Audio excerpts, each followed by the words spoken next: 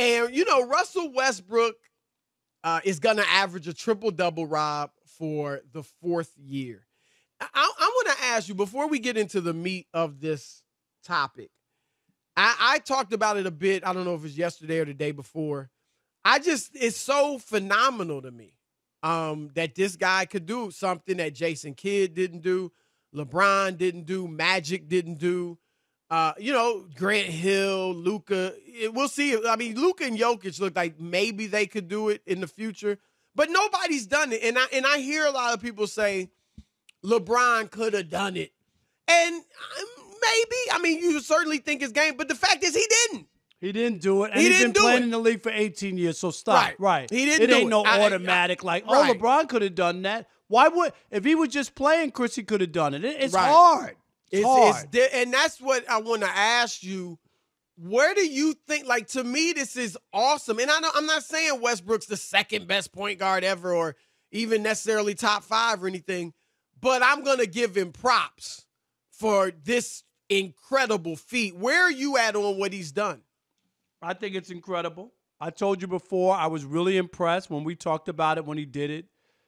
At OKC, you remember we talked about. And he got the MVP that year. Yep. Oh yeah, and he was winning, right? And he was winning. Remember, his record wasn't 500. His record was way better when he had a triple double, and I respected that. And it still is. They win 75% of the games. He gets triple doubles. That's what I'm saying, Chris. If it was 50-50, then it would be like padding numbers. Or if it was below 500, I wouldn't respect it. I wouldn't. I mean, I think it depends. If he was on a bad team and it was 500, you know what I mean? That's I think the context. But I see what you're saying. I mean, I'm just saying, it gives you more value to it, right? It's not empty. So I have a lot of respect for what he's able to do. I like him from the standpoint. I think he's a little too sensitive, but a lot of these guys are. I just think that to worry about everything people are saying about you. But I think that's this new generation. I really do. That they're bothered by people saying stuff. But go ahead. No, but I respect the way he plays. He doesn't cheat fans, his teammates. Right. He doesn't take a day off. Chris, he's trying to win, and he's playing hard all the time. I appreciate that. Right, absolutely. And so he's starting to get criticism, as all the greats do when they don't win championships. And it'll look, when he retires, people will say if he doesn't win one, he's one of the greatest ever to never win a championship. It comes up with Charles Barkley, it comes up with Patrick Ewing, all that. But for the most part, though, Rob, they get their love. You know what I mean? Like, everybody acknowledges how great Barkley was, and Ewing and Malone and Stockton and Nash. It'll be the same thing with Westbrook if he never wins a championship. But in the moment, you're getting criticized because that's what it's about, winning. And so Oscar Robertson spoke with Mark Stein, our former colleague over at the old place, and he talked about. I guess we don't have sound, so I'll read kind of what he said. But let me paint the context. Everybody knows, for the most part, that Oscar averaged a triple-double. Before Westbrook did it, he was the only player ever to average a triple-double for a season. But you got to put it in context for the younger people listening, Chris. Yes, Cincinnati used to have a basketball team. Right. I just want people Cincinnati to know. Royals. Right. Like people don't, when you hear the NBA, Cincinnati. Right. We talked about it yesterday. Syracuse, right? What Fort was the Wayne, other one? I mean, that was way back. Fort Wayne. What about the Kansas City? Kansas City Roy. It was Kansas City. It was like Omaha. 2 cities. Omaha. Yeah, Kansas City, Omaha. Mono. That's when Tiny Archibald led the league in scoring and assists. It was for the Kansas City, Omaha. What was it? The Royals? What was their Kings, right? Kansas City, Omaha Kings, I believe. Yeah. Because they wound up going to Sacramento. That's the team. Yeah. And Cincinnati is that's the Kings. Yeah, like that's the Cincinnati franchise. But anyway, Oscar, I want to throw this out too, Rob. And it doesn't sound quite as impressive since Westbrook's done it now.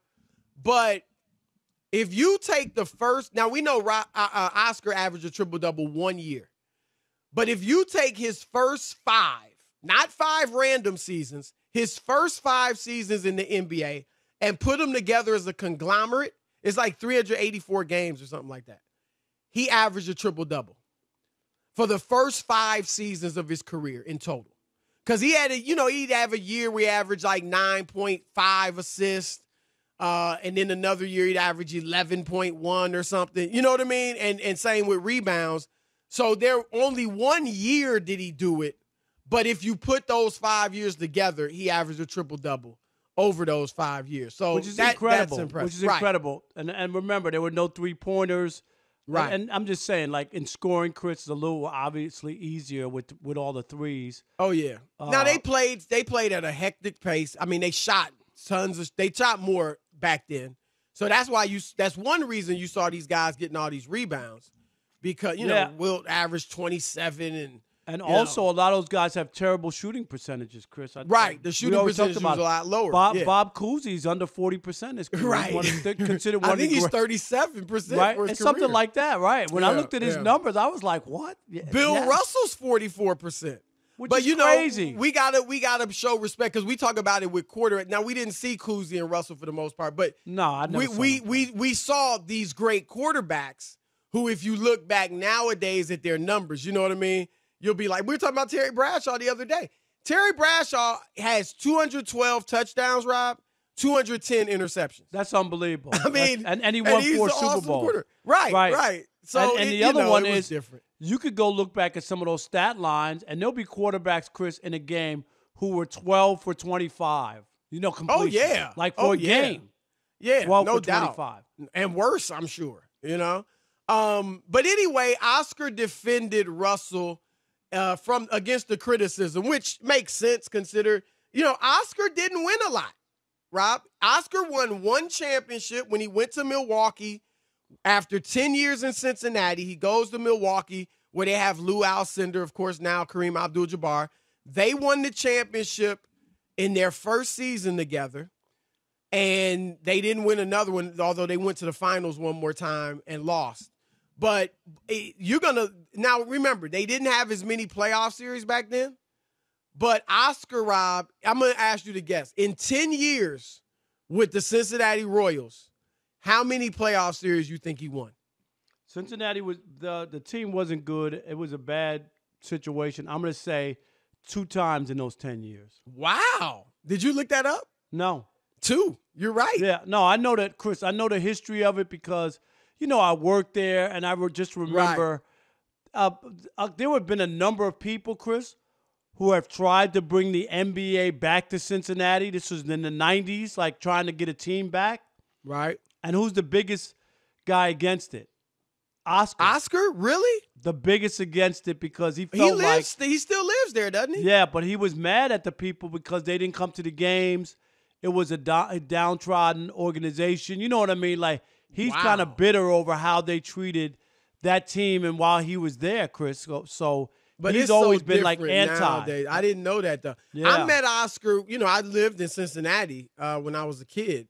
Right. And met Oscar when I was like 4 years old. One of my cousins babysat for him. And she was older, obviously. But so yeah, I remember being at his house and meeting him. I'm a kid, 4 years old, but I remember meeting I bet him. when you tried to dribble a basketball with laces, it felt crazy, right? Moving on. Where's Craig Melvin when you need him? I know. All right. But anyway, so the big old Rob supported Westbrook, and here's what he said. I think criticism happens with great basketball players like Westbrook and myself.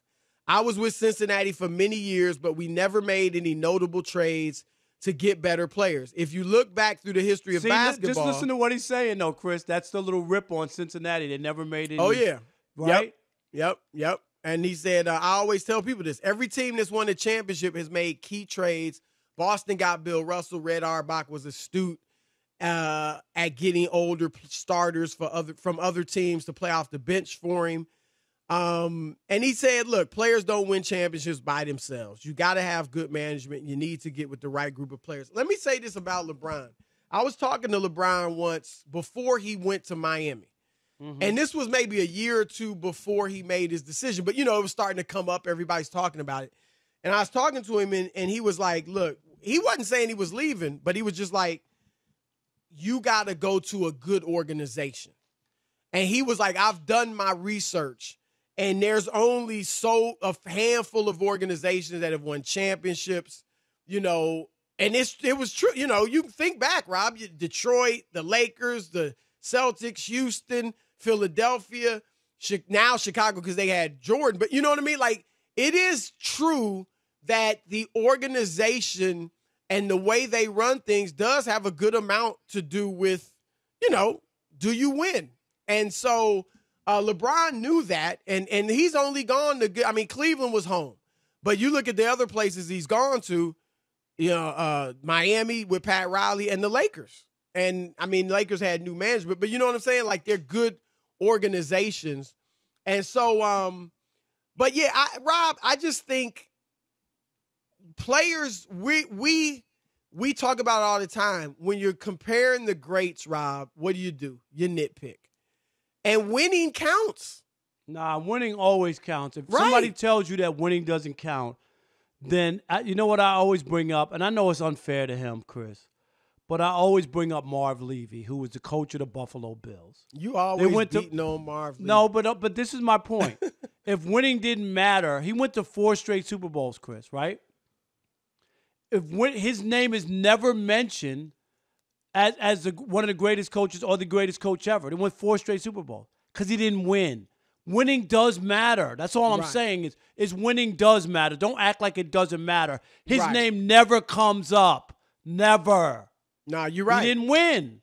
And I'll give Oscar's right in that you do need great players. And that's why I don't kill LeBron and KD. In LeBron's case, especially the first time he goes to Miami, he did what their management, whether it was the management, Rob, or just the city or what, they couldn't get anybody. He was trying to get Chris Bosh to go there. He wouldn't. And earlier when he was younger, he didn't recruit, Michael Redd and guys like that, which he should have. He probably regrets it now. But, Magic happens to go to the team with the reigning MVP, right? Kareem Abdul-Jabbar. Larry Bird. Now, granted, they weren't very good bad, before Chris. Bird. Right, but they had a lot of Hall of Famers older. They had bad. Tiny Archibald, right. Cowens, I think, was still there. But then they get McHale and Parrish and Dennis when he Johnson. got there, the Celtics were bad. Right. But they had those names, but they were older, to your point. But Dr. J won it when he got Moses. You need great players. I'm not denying there's something to be said for building it. And that's what Isaiah Thomas built it, right? Michael Jordan built it. LeBron and KD and Harden, if he wins, with Brooklyn, they'll never be able to say that. Steph can say that at least. They'll never be able to say that. And there is something to be said for building it on your own. But you do need great players. When you nitpick, though, you look at all that stuff. Yeah. That's what you do.